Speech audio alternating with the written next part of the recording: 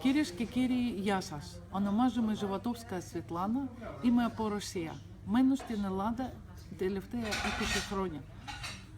Η ομιλία μου θα κρατήσει 2-3 λεπτά και ενδιαφέρεται εσάς και τους πελάτες σας. Σας προσκαλώ στο ξενοδοχείο President στην Αθήνα, που η είσοδος είναι δωρεάν. Την Δευτέρα 4 Απριλίου, ώρα έναρξης 8:30 το βράδυ. Εκεί θα μάθετε πώς θα χρησιμοποιήσετε το ίντερνετ για να αυξήσετε τις πωλήσεις σας.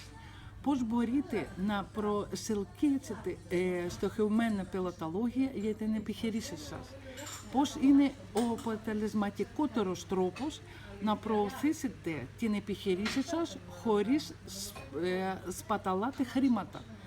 Πρακτικές συμβουλές και συγκεκριμένα εργαλεία που μπορείτε άμεσα να χρησιμοποιήσετε.